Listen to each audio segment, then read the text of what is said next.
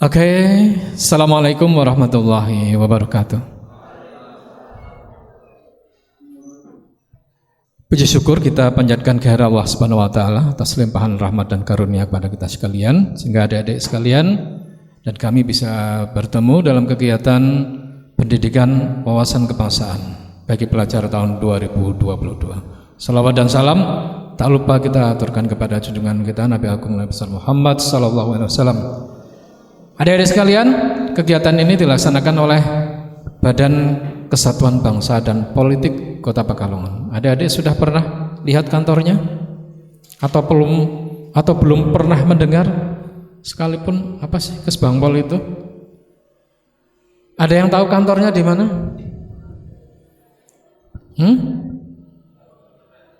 Di mana? Jalan Majapahit. Nomor 20 ya. Sebelahnya kantor BPJS Ketenagakerjaan ya. Adik-adik sekalian, hari ini hari terakhir ya. Kami apa istilahnya ya? Roadshow ke beberapa sekolah. Termasuk sekolah adik-adik ini. Dengan tujuan apa adik-adik sekalian? Kenapa kami dari pemerintah Kota Pekalongan, dari Kesbangpol ini melakukan roadshow pembinaan wawasan kebangsaan di sekolah-sekolah? Karena ya kami menghendaki agar Indonesia ke depan ini tetap solid, adik-adik, tidak terpecah belah. Seluruh masyarakat generasi muda tetap mempunyai rasa kebangsaan, ya, rasa kebangsaan, paham kebangsaan dan semangat kebangsaan. Nanti akan saya sampaikan mengenai materi mengenai wawasan kebangsaan ya. Oke, coba dibuka ya, materi yang kedua, slide yang kedua. Nah, jelas enggak ada adik? Apa enggak jelas tulisannya ya? Wawasan kebangsaan ada 3 komponen ya di wawasan kebangsaan itu. Yang pertama adalah rasa kebangsaan, perasaan sebagai bagian dari bangsa Indonesia, perasaan memiliki negara dan bangsa Indonesia, itu harus dipunyai. Dan itu pula yang membuat para pendahulu kita ya, bergerak bersama-sama untuk mengusir penjajah dari negeri ini. Rasa kebangsaan, kesadaran bermasyarakat, berbangsa dan bernegara yang timbul karena adanya kesamaan sejarah ya, kesamaan budaya dan aspirasi perjuangan. Di negara kita ini kebudayaannya beraneka ragam ya adik-adik, beraneka ragam, sukunya beraneka ragam, bahasanya juga.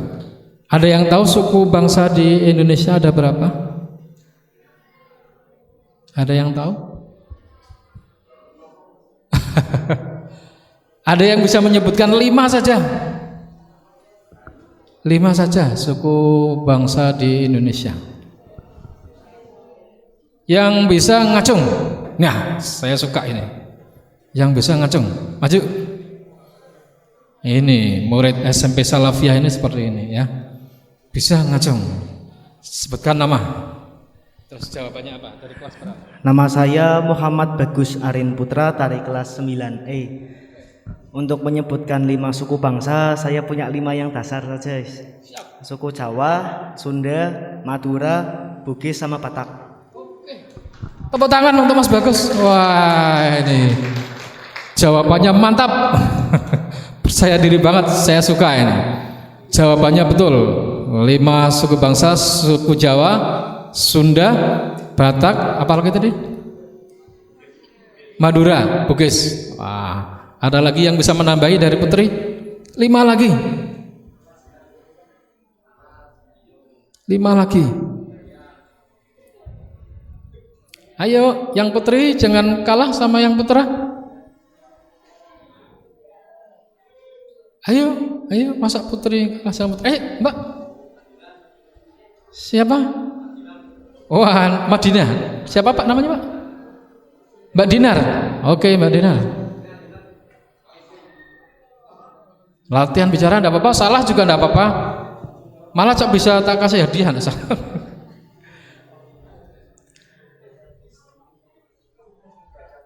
Ayo, siapa berani? SMP Salafiyah Putri ya. Mbak, enggak apa-apa, salah. Enggak akan ada yang ribut kalau salah. Ayo, berdiri. Berdiri coba. Yuk, berdiri. Ya, ini dia. Sebutkan namanya. Nama saya Saila Arsakina dari kelas 8D. Jangan 3 cukup, Pak. Enggak apa-apa. Yuk, yang pertama. Yang saya ketahui suku Minang, terus suku Bedui, suku Minang, suku Baduy. Di Papua sana ada suku apa itu?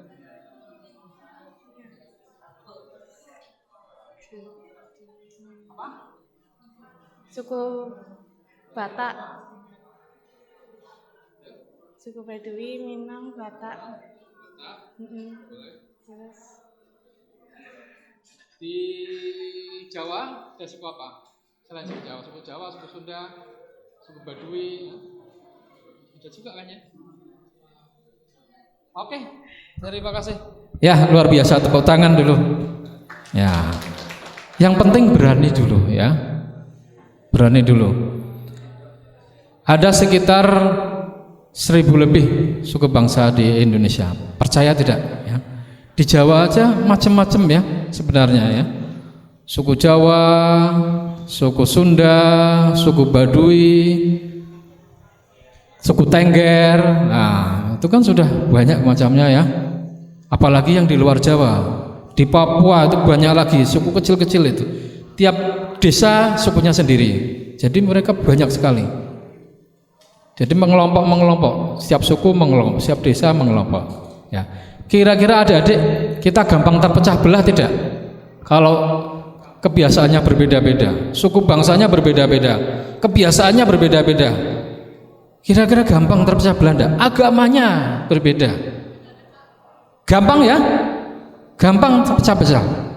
Kita gampang dipecah belah, kita gampang diadu domba. Inilah mengapa kami dari Badan Kesbangpol gencar melakukan kegiatan pembinaan wawasan kebangsaan terutama kepada generasi muda supaya apa? Supaya negara kita ini tetap utuh ya.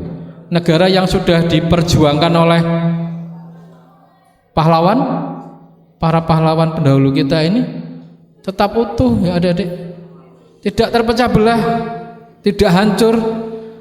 Mereka yang sudah memperjuangkan negara ini dengan jiwa raga mereka ya, dengan tetesan darah, ketika sudah merdeka di tangan adik-adik malah menjadi hancur. Dan ini kedepannya menjadi tugas adik-adik sekalian bagaimana menjaga bangsa ini agar tetap utuh menjadi negara yang maju. Adik-adik pernah dengar enggak saat ini ada isu yang hangat, konflik sebenarnya antar wilayah, antar desa, tapi dikait-kaitkan dengan agama. Tahu tidak berita yang terbaru? Bawa HP enggak? Enggak boleh bawa HP ya? Oh ya, nanti kalau di rumah bawa HP, dibuka HP, Google ya. Konflik Maluku. Di daerah yang namanya Pulau Haruku, Kabupaten Maluku Tengah, itu ada konflik tapal batas desa, adik-adik. Jadi perebutan tapal batas desa antara dua desa di Maluku Tengah, ya, di Kepulauan Haruku. Itu terjadi konflik dua desa, sampai terjadi pembakaran, sampai ada yang tewas, ya. Itu dikaitkan dengan konflik agama. Ini kalau kita tidak mempunyai rasa kebangsaan tadi ya adik-adik, ini bisa gampang terjadi keributan. Ya, adik-adik dengan saudaranya, tetangganya yang lain agama, lain suku, ini bisa juga gampang terjadi keributan karena ini rasa kebangsaannya sangat rendah, tidak merasa sebagai satu bangsa. Terus komponen yang kedua adalah paham kebangsaan, ya. Paham kebangsaan adalah pemikiran rasional tentang hakikat dan cita-cita kehidupan serta perjuangan yang menjadi ciri khas bangsa Indonesia. Pemahaman mengenai sejarah bangsa. Adik-adik sekalian juga harus mengerti sejarah bangsa Indonesia. Di sekolah sudah diajarkan sejarah? Pelajaran sejarah ada ya? Ya. Pelajaran sejarah sudah diajarkan mengenai sejarah bangsa Indonesia. Dimulai dengan masa prasejarah. Di Indonesia juga pernah hidup manusia-manusia purba, mulai dari Homo erectus, Homo sapiens, ya, penemuan manusia purba di Pacitan, ya. Ini masa-masa prasejarah. Kemudian masa sejarah, ya. Masa sejarah adik-adik dimulai dengan berdirinya apa? Kerajaan di Indonesia. Kerajaan yang pertama kali berdiri di Indonesia namanya Kerajaan Kutai dan Tarumanegara. Pintar-pintar ini Pak muridnya. Kerajaan Kutai dan Tarumanegara. Mulai saat itu kemudian bermunculan kerajaan-kerajaan di Indonesia. Kerajaan Hindu, kerajaan Buddha, kerajaan Islam, ya. Itu mulai bermunculan. Kemudian periode selanjutnya masa kolonial, mulai masuknya bangsa-bangsa Eropa di Indonesia. Bangsa-bangsa Eropa ini melihat negara kita ini gemes banget adik-adik, gemes banget pengen memiliki negara kita ini. Kira-kira kenapa? Rempah-rempah negara kita negara yang kaya, ya, super kaya, sehingga negara lain pada waktu itu datang ke negara kita, pengen memiliki, pengen menjajah, ya. Yang pada waktu itu negara kita belum bersatu, masih terdiri dari kerajaan-kerajaan. Tahun 1602 Belanda mendirikan perkumpulan dagang yang namanya VOC, ya. Tujuannya itu mengeruk rempah-rempah dari bumi Nusantara. Kemudian disusul Portugis, Spanyol, ya. Mereka berusaha menjajah negara kita. Nah, mulai kemudian munculnya perasaan sebagai bangsa Indonesia. Perasaan kebangsaan itu mulai muncul ketika masa apa? Masa berdirinya 1908 itu apa? Budi Utomo, yang kita peringati sebagai hari Gina Sumpah Pemuda. Tanggal berapa itu? Hari Kebangkitan Nasional tanggal berapa? 20 Mei. Nanti ada lomba cerdas cermat wawasan kebangsaan ya Pak? Tanggal 21, 22. Nah, buan yang saya sampaikan ada yang keluar. Nanti materi-materinya terkait dengan ya ada materi sejarahnya, ada wawasan kebangsaannya, ya. Nanti yang buat dari MGMP ya Pak ya. Nggih. Ada yang di sini yang jadi pesertanya Pak? Ada? Ya. Oke. 1, 2, 3. Oh, sip ya. Nanti materinya mengenai itu pilar-pilar kebangsaan juga, ya. Ada babak penyisiannya, ya, kemudian babak finalnya. Kalau tidak salah pernah juara ya Pak? Ya, saya masih ingat itu. Sebelum saya pindah dari Kesbang. Tahun berapa ya Pak? Iya. Jadi ini termasuk SMA yang bagi saya favorit nih bagi saya. Ya, tepuk tangan dulu. Ya. Oke. SMP bukan SMA ya. SMP yang favorit bagi saya ya.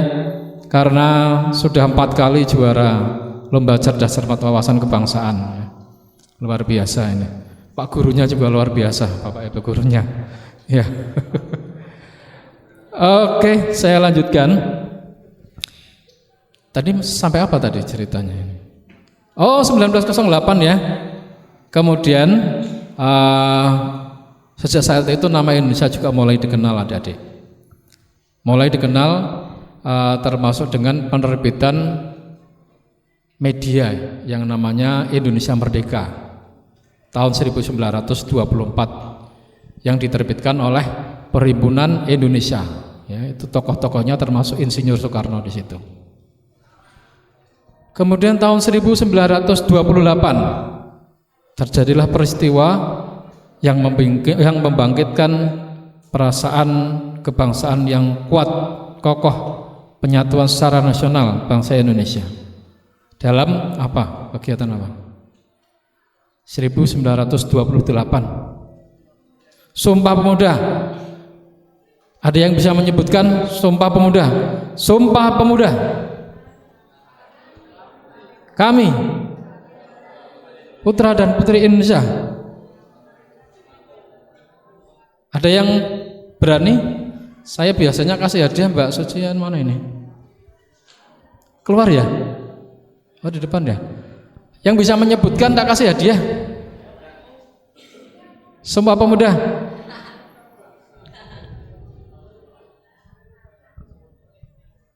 Ayo. Ada hadiahnya 50.000. Wah. 50.000 lumayan ini untuk pulsa serantai entek sebelum. Ayo, siapa? Wah, keluar dompet. Mbak Suci mana ya, Mbak Suci? Ya, ambilkan. 50.000. Yang bisa menjawab Sumpah Pemuda, isi Sumpah Pemuda. Ada yang berani? Oh ya, oke. Ini kelas berapa ini yang pakai jas alma mater ini? Oke, sebutkan nama. Pakai ini. Oh ya. Nama saya Mutiara Farah Fatima dari kelas 8B.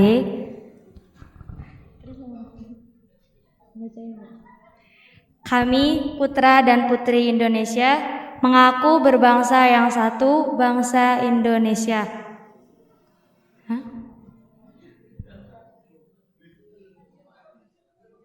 Kami putra dan putri Indonesia mengaku tanah air yang satu, tanah air Indonesia. Kami putra dan putri Indonesia mengaku berbahasa yang satu, bahasa Indonesia. Maaf kalau ada yang salah. Tidak apa-apa. Nah, apa yang penting sudah isinya sudah masuk ya. Mengaku bertanah air satu, mengaku berbahasa satu, mengaku berbangsa satu, yaitu Indonesia. Oke, nanti ada hadiah. Silakan duduk, hadiahnya belum datang. Oke, tepuk tangan untuk Mbak siapa tadi? Oke, adik-adik. Sejak Sumpah Pemuda itu adik-adik, jadi kita sudah berikrar. Seluruh bangsa Indonesia berikrar bertanah air satu, berbangsa satu, berbahasa satu, yaitu Indonesia. Kemudian periode selanjutnya adalah masa kemerdekaan. Proklamasi kemerdekaan 1945. Setelah itu masa Orde Lama ya. Tahun berapa? 1945 sampai 1966.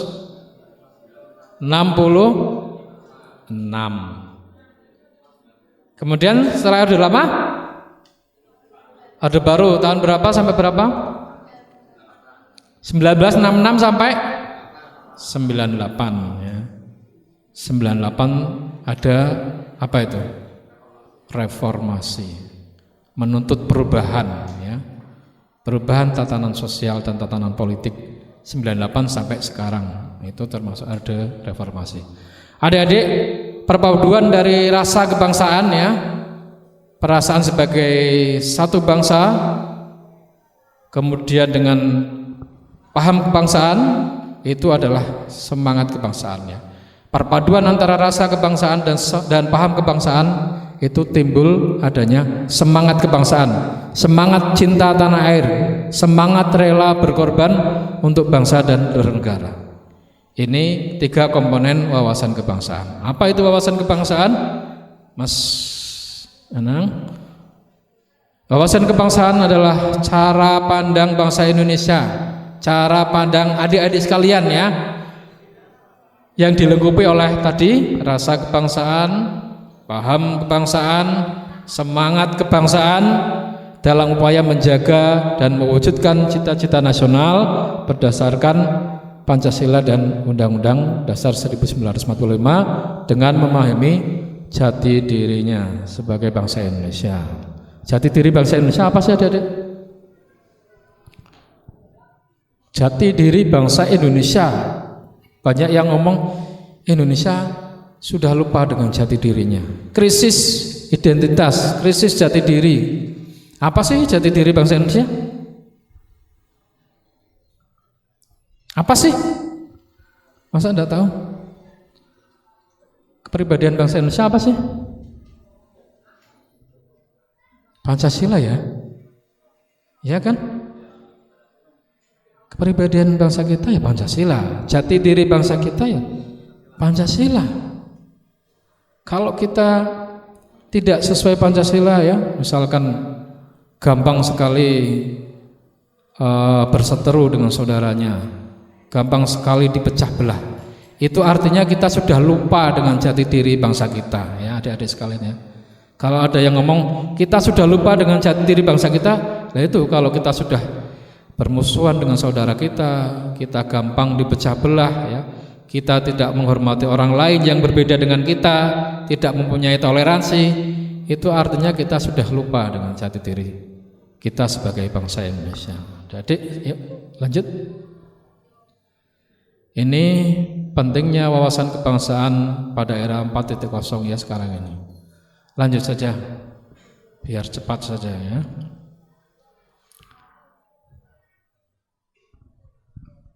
Oke, yang sekarang menjadi permasalahan ini adik-adik. Makin rendah dan memudarnya rasa cinta tanah air. Kenapa ini? Kok ini menjadi permasalahan bagi bangsa kita? Memudarnya rasa cinta tanah air. Ini menjadi persoalan yang cukup serius ya, adik-adik.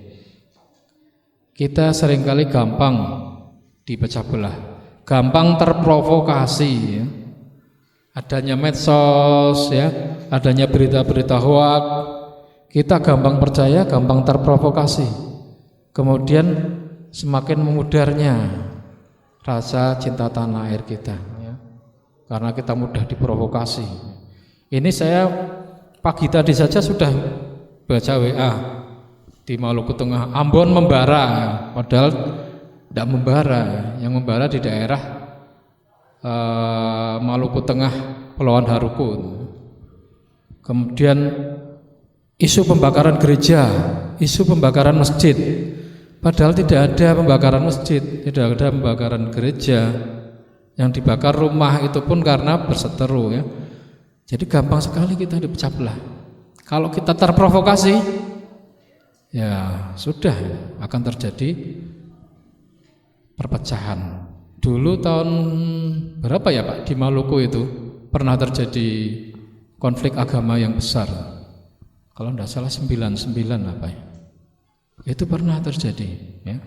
Konflik antara agama Islam, agama Kristen ya, pernah terjadi konflik. Itu karena kita gampang sekali diprovokasi ya, gampang sekali. Tidak ada pembakaran masjid, diisukan ada pembakaran masjid, sehingga orang-orang muslim kira-kira kalau masjidnya dibakar marah enggak? Marah ya. Orang Kristen diprovokasi juga ada pembakaran gereja, padahal tidak ada pembakaran gereja, mereka marah juga. Ketemu kira-kira gimana kalau kedua kelompok ini ketemu? Perang kan mesti ya. Iya. Itulah kalau kita gampang terprovokasi, gampang perpecahan ya.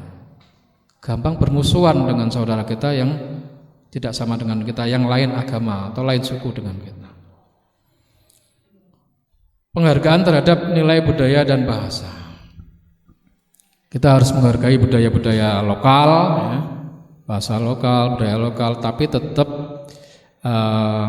tidak menolak budaya-budaya asing sepanjang sesuai dengan kepribadian bangsa kita. Kalau di profil pelajar Pancasila ada yang namanya kebinekaan global, adik-adik. Komponen-komponen di profil pelajar Pancasila salah satunya kebinekaan global ya. Tetap menjaga, melestarikan budaya-budaya lokal dan juga menerima budaya-budaya asing, tetapi dengan memfilter ya, yang sesuai dengan kepribadian bangsa kita. Kalau adik buka WA, buka YouTube atau buka TikTok ya, seringkali bisa didapati konten-konten yang mungkin tidak sesuai, harusnya kurang pantas, tidak sesuai dengan kepribadian bangsa Indonesia ya. Sering ya buka YouTube, buka TikTok ya, mau juga dewe gitu ya, nyanyi sendiri ya. Ya, itu kita harus benar-benar memprotek ya, adik-adik harus punya filter sendiri. Kira-kira ini sesuai enggak dengan kita ya? Sesuai dengan kepribadian bangsa Indonesia atau tidak? Kalau tidak ya diabaikan saja adik-adik ya. Jangan ditiru. Nilai solidaritas sosial dan kekeluargaan yang mulai memudar ya. Seiring dengan semakin majunya teknologi, medsos menjadi raja ya adik-adik sekarang ya. Karena medsos ini bisa digunakan sebagai alat macam-macam. Sebagai alat untuk provokasi bisa, untuk menyatukan suatu kelompok bisa, untuk mendapatkan dana bisa, untuk menjadi alat politik, untuk menaikkan popularitas dalam pemilu bisa, untuk menjadikan seorang menjadi presiden, menjadi gubernur, menjadi bupati, wali kota dengan medsos bisa adik-adik. Jadi yang tadinya orang tidak dikenal, tapi kemudian dengan menggunakan medsos diolah sedemikian rupa sehingga dia menjadi populer dalam pemilu, dalam pilkada, pilpres, walaupun dia akhirnya bisa muncul. Itulah. Tapi medsos bisa juga menjadi alat untuk perpecahan, untuk melemahkan solidaritas, melemahkan kekeluargaan ya. Kalau adik-adik lihat di keluarga adik mungkin kalau pas ada pertemuan keluarga atau makan bareng ya, banyak yang sibuk dengan HP-nya masing-masing ya. Ketemu dengan saudaranya tapi seperti tidak kenal dengan saudaranya yang ada di sampingnya. Kadang-kala tidak ada komunikasi karena sibuk dengan WA-nya, sibuk dengan Facebook-nya ya, sibuk dengan macam-macam di HP-nya. Itu salah satu kelemahan ya, kelemahan teknologi sekarang. Lanjut. Nilai dasar wawasan kebangsaan itu diantaranya ini adik-adik. Penghargaan terhadap harkat dan martabat manusia sebagai makhluk ciptaan Tuhan Yang Maha Kuasa. Kemudian tekad bersama untuk berkehidupan kebangsaan yang bebas, merdeka dan bersatu. Ini bagian dari nilai-nilai dasar wawasan kebangsaan, termasuk cinta tanah air ya.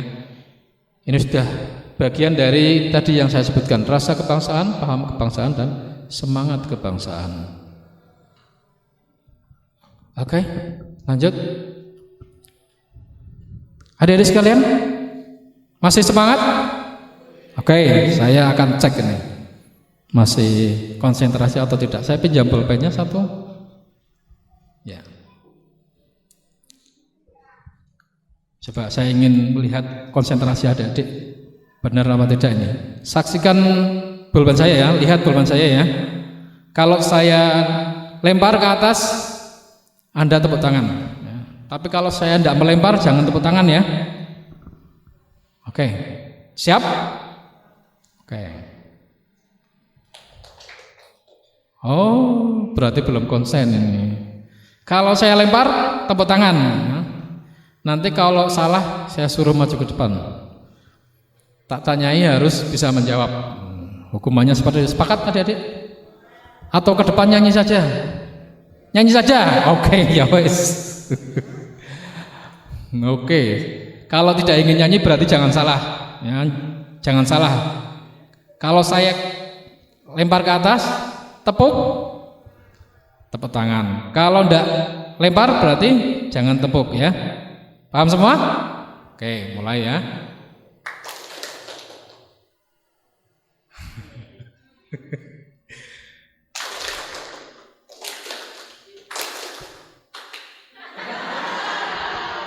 Satu, dua belakang. Ya. Ini mau nyanyi apa mau jawab pertanyaan saya? Nyanyi berarti kumpulkan dulu orangnya. Biar banyak nanti. Terserah ini teman-temannya nanti pinginnya nyanyi apa nanti. Biar yang menghubung teman-temannya sendiri. Oke, lanjut lagi.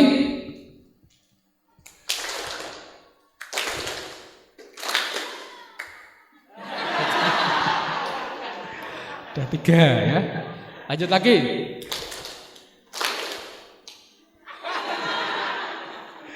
Oke, 1 kali lagi. Jangan sampai ada yang salah.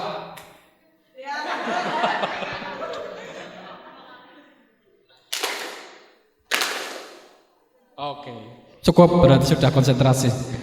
Sudah konsen. Yang salah maju ke depan. Sportif. Pulpennya siapa ini tadi?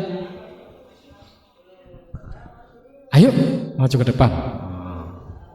Terserah teman-temannya suruh nyanyi apa, saya manut saja.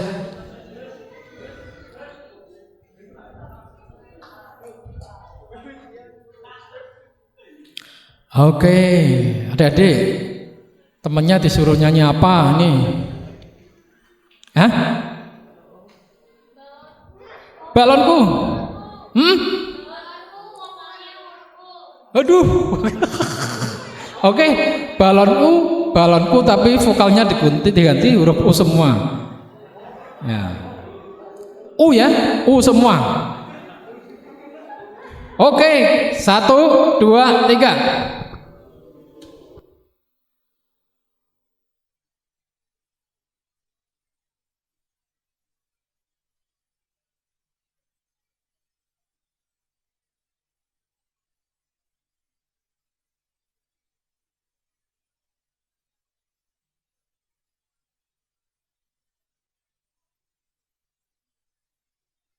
Oke deh, tepuk tangan untuk teman-teman sekalian. Oke, silakan kembali ke tempat. Wah, susah ya, bulunku, dulumu, pakai huruf U semua. Aduh, ini kakak kelasnya apa? Yang pakai almater apa teman-temannya?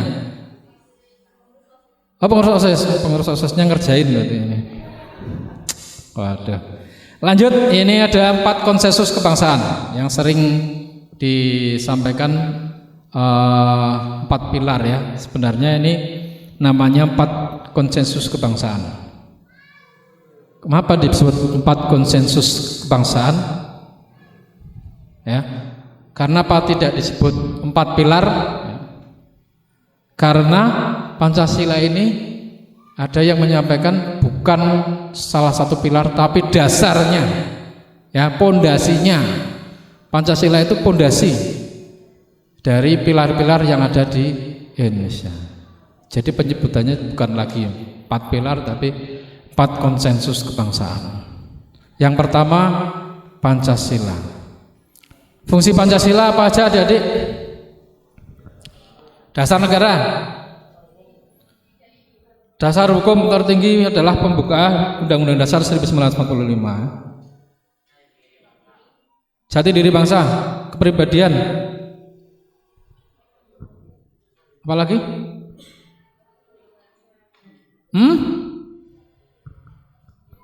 Pandangan hidup bangsa, dasar negara, perjanjian luhur bangsa Indonesia ya. Apalagi? Jiwa bangsa Indonesia. Apalagi? Ya, itu ya diantaranya yang disampaikan adik sekalian. Pancasila sebagai dasar negara, pandangan hidup bangsa, falsafah hidup bangsa, jiwa dan semangat bangsa Indonesia, ya, itu fungsi Pancasila. Dan Pancasila tidak mungkin diganti dengan dasar negara yang lain. Dasar negara yang lain. Ya. Pengalaman sejarah membuktikan bahwa dasar negara yang bukan Pancasila ternyata tidak cocok di Indonesia. Masih ingat pemberontakan G30S PKI tanggal berapa? 30 September 1965. Itu ingin mengganti apa sih? Oh iya, ingin mengganti Pancasila dengan ideologi komunis. Gagal kan ya? Tidak berhasil. Kemudian ada yang ingin menggantikan Pancasila dengan dasar yang lain, dasar agama. Berhasil tidak? Tidak berhasil juga ya. Kemudian bentuk negara kita juga pernah tidak sesuai dengan pasal di Undang-Undang Dasar 45, itu bentuknya tidak negara kesatuan, negara RIS ya, itu juga tidak berhasil. Artinya yang cocok di negara kita itu yang sekarang ini, yang seperti sekarang ini ya, berdasarkan Pancasila dan Undang-Undang Dasar 1945. Kemudian 4 konsensus kebangsaan yang lain adalah pembukaan Undang-Undang Dasar 1945. Kemudian Bhinneka Tunggal Ika. Bhinneka Tunggal Ika apa artinya, Adik? Berbeda-beda tetapi tetap satu juga. Apa maknanya, Adik?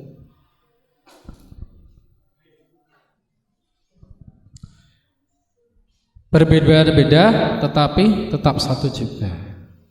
Seperti yang saya sampaikan di awal tadi, Indonesia terdiri dari berbagai macam suku bangsa, kemudian berbagai macam adat istiadat, kebiasaan, agama, tetapi kita tetap satu juga, yaitu Indonesia. Kemudian konsensus kebangsaan yang keempat adalah Negara Kesatuan Republik Indonesia. Lanjut. Ini sejarah kebangsaan sudah saya sampaikan di awal.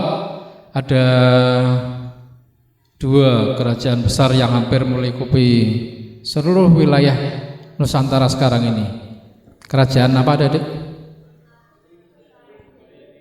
Kerajaan Majapahit dan Sriwijaya. Ini cikal bakal Indonesia. Pada saat kerajaan Majapahit dikenal seorang patih yang akan menyutokan seluruh wilayah Nusantara, yang namanya patih siapa? Patih Gajah Mada, yang bersumpah tidak akan makan buah palapa ya sebelum menyatukan Nusantara. Itu ya sumpah beliau ya. Ini wilayahnya hampir meliputi seluruh wilayah Nusantara. Kemudian masuknya penjajah Belanda, Portugis, Inggris, termasuk Jepang. Belanda menjajah kita selama hampir 350 tahun. Kemudian disusul dengan setelah Belanda apa? Masuk apa? Jepang. Pada tanggal 8 Maret 1942 Jepang masuk ke Indonesia. Kemudian dari Cirebon Jepang ke Pekalongan naik sepeda. Iya. Tentara Jepang naik sepeda dari Cirebon ke Pekalongan, tapi karena mereka tentara ya, mereka fisiknya kuat. Tapi kalau adik-adik naik dari Pekalongan ke Cirebon naik sepeda, sampai di sana langsung pingsan sih ya. Jauh banget ya. Tentara Jepang masuk ke Pekalongan dianggap sebagai saudara tua, dielulukan, ada pawainya ya. Masuk ke Pekalongan mereka dianggap sebagai saudara tua yang akan membebaskan negara Indonesia dari Belanda. Padahal tidak seperti itu. Jepang lebih kejam lagi daripada penjajah sebelumnya, mengaruh habis kekayaan Nusantara. Rakyat pada waktu itu sangat menderita. Bahkan katanya simbah-simbah dulu ada yang sampai makan kalau pisang itu ada apanya? Janur apa ya? Apa namanya itu? Makan gedebok terus makan sebelum jadi pisang itu namanya apa? Jantung. Ya, saya juga pernah makan jantung pisang dulu. Biasanya dikasih zaman saya kecil ya. Tiris-tiris campur pegono, campur kelapa itu enak ya. Kemudian makan kelentang ya. Makannya jagung campur apa ya Allah. Zaman Jepang itu kita sangat menderita. Rakyat kita sangat menderita. Adik-adik sekarang ini mungkin bisa sekolah pakai pakaian bagus seperti ini. Zaman dulu pakainya karung goni, terus pakainya apa ya, tirai itu apa ya, korden yang sudah keruwus banget. Ini zaman Jepang itu sangat menderita. Banyak rakyat Indonesia yang meninggal pada zaman Jepang, yang dipekerjakan sebagai romusa, kemudian yang mati kelaparan. Itu banyak yang meninggal pada waktu masa penjajahan Jepang. Kemudian Jepang kalah melawan sekutu ya. Kalah melawan sekutu tanggal berapa? Tanggal berapa kota Jepang dibom oleh sekutu? Tanggal 6 Agustus dan 9 Agustus. 6 dan 9 Agustus kota Hiroshima dan Nagasaki dibom oleh sekutu. Akhirnya Jepang menyerah kepada sekutu pada tanggal 14 Agustus 1945. Jepang menyerah kepada sekutu. Nah, masa-masa itu terjadi kekosongan kekuasaan adik-adik. Jepang menyerah pada sekutu, sedangkan sekutunya belum datang ke Indonesia. Berarti terjadi kekosongan kekuasaan. Generasi muda pada waktu itu gemes banget ya. Ini kok terjadi kekosongan kekuasaan, tokoh-tokoh kita kok belum ada yang bergerak. Akhirnya generasi mudanya menculik tokoh-tokoh nasional, dibawa ke Rengas Dengklok ya, mendesak para tokoh nasional untuk segera memerdekakan negara Indonesia. Peristiwa itu terjadi pada tanggal 15 Agustus 1945. Kemudian pada tanggal pada tanggal 17 Agustus 1945 Indonesia merdeka yang ditandai dengan proklamasi kemerdekaan oleh siapa Adik? Bapak Proklamator Insinyur Soekarno dan Dr. Andes Muhammad Hatta. Nah, berita tentang kemerdekaan Indonesia itu didengar oleh rakyat Pekalongan. Saya mulai cerita Pekalongan saja lah ini, ya.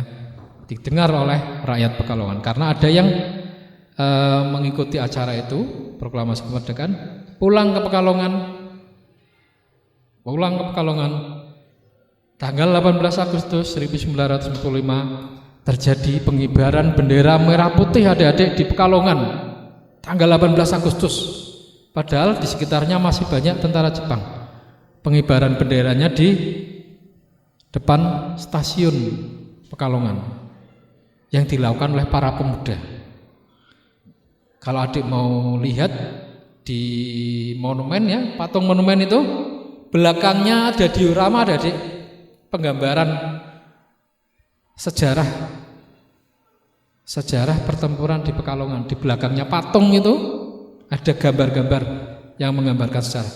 Nanti habis ini atau hari Minggu ya, liburnya apa? Jumat, sorry, besok libur ya. Coba dolan ke monumen ya. Dolan ke monumen, di belakang patung monumen itu ada gambar-gambar yang menggambarkan sejarah perjuangan rakyat Pekalongan. Ya, tanggal 18 Agustus ada pengibaran bendera di stasiun kereta api, ada gambarnya itu. Kemudian ada pengibaran bendera lain di depan pengadilan negeri Pekalongan oleh Bapak Ahmad Junaid ya. Itu juga pernah terjadi di situ. Bapak Ahmad Junaid itu kakeknya wali kota yang sekarang ya. Itu seorang tokoh, juga tokoh pemuda, tetapi kemudian diturunkan oleh kepala pengadilannya. Pada waktu itu namanya Pak Suprapto, R. Suprapto, kepala pengadilan Pekalongan, yang akhirnya nanti menjadi jaksa agung, yang namanya diabadikan menjadi sebuah nama jalan di depan Mataram itu ada kejaksaan ya di situ. Nah itu di depan kejaksaan itu sekarang namanya Jalan R. Suprapto. Itu dulunya tahun 1945 pernah jadi kepala pengadilan Pekalongan. Saya lanjut lagi. Tanggal berapa tadi? 18 Agustus ya. Tanggal 19 September terjadi di Pekalongan ini pawai, kemudian pengumpulan massa di alun-alun Pekalongan. 19 September 1945 terjadi pengumpulan massa di alun-alun. Di situ Residen Pekalongan namanya Mister Besar menyampaikan, monggo Bu Messi dari kejaksaan.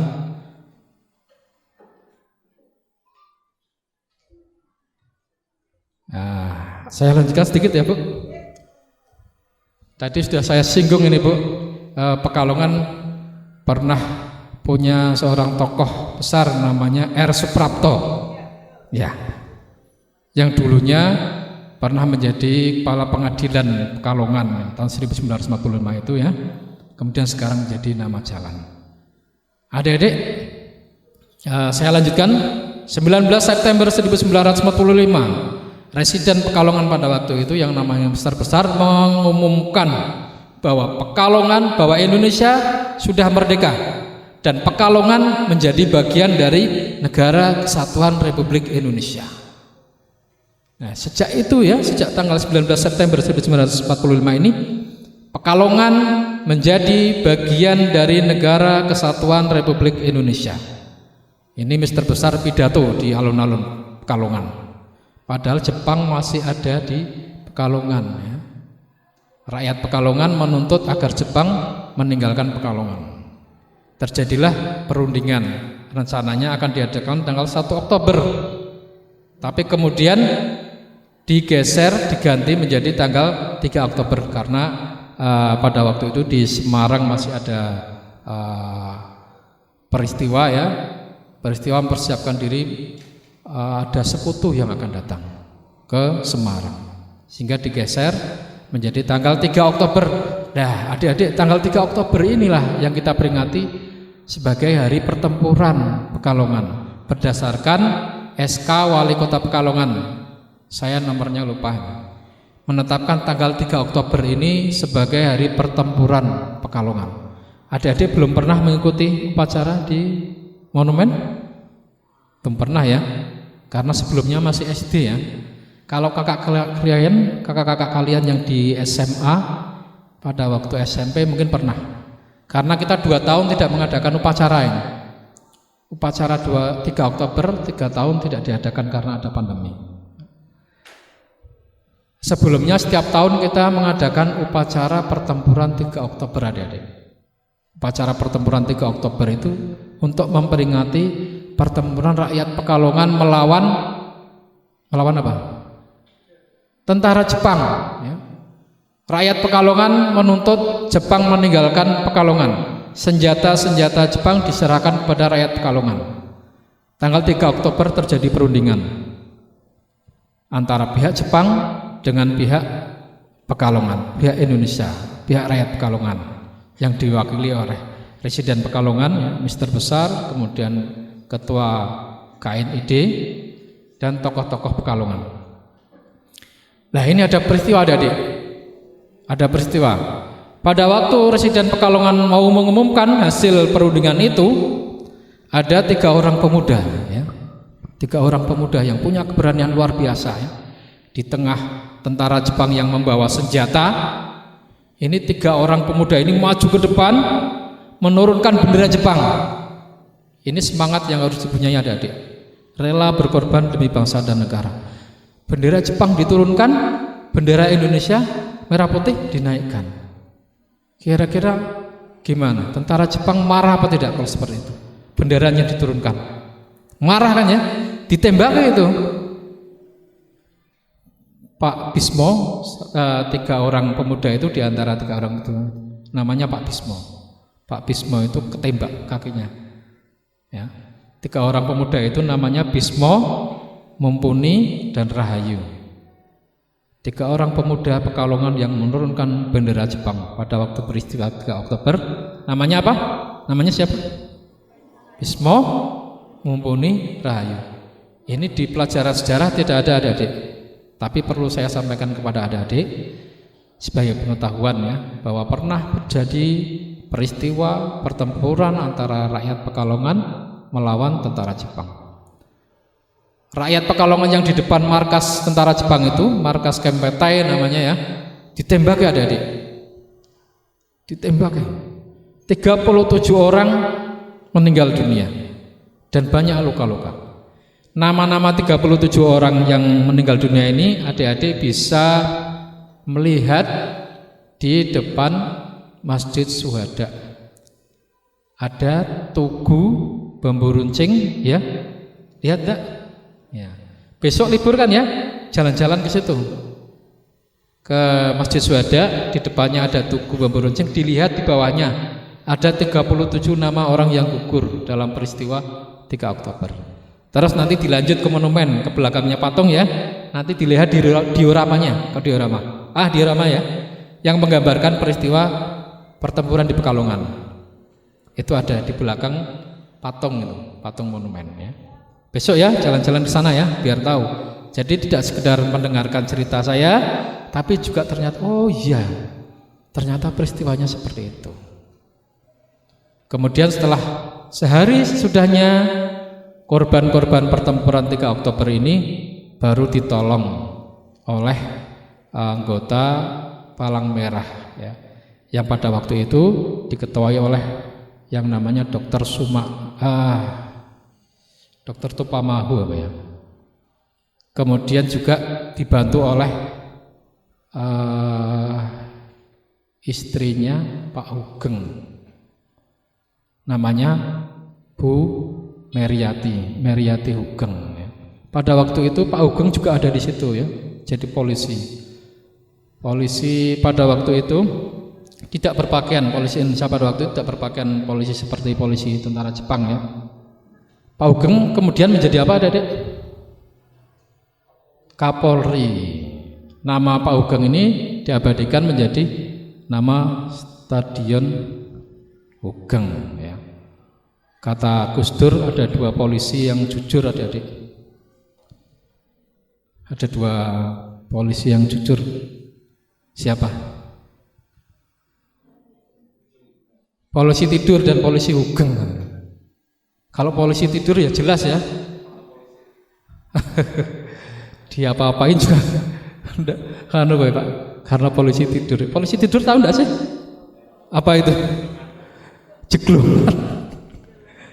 Ya, yang kedua itu polisi Hugeng. Pak Hugeng itu dikenal sebagai seorang polisi yang jujur. Adik-adik sekalian, setelah peristiwa itu 3 Oktober kemudian dikomunikasikan oleh Komandan Daidancho Pak Sudirman yang ada di Purwokerto, di lobi supaya tentara Jepang ini meninggalkan Pekalongan pada tanggal 7 Oktober 1945 Jepang meninggalkan kota Pekalongan. Jepang meninggalkan kota Pekalongan. Dan pada waktu itu Pekalongan menjadi satu-satunya daerah di Indonesia yang bebas dari tentara Jepang.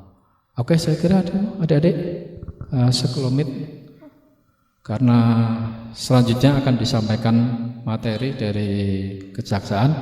Dari kami cukup sekian. Semoga yang saya sampaikan tadi dapat memberikan pengetahuan bagi adik-adik sekalian. Kami akhiri. Billahi taufiq wal hidayah. Assalamualaikum warahmatullahi wabarakatuh.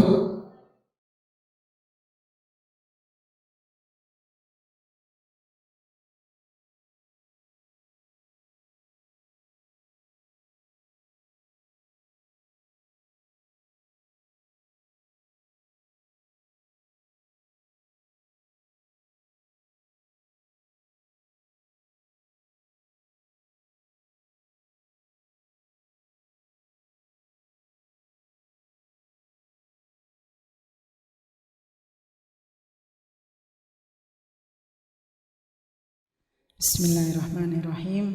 Assalamualaikum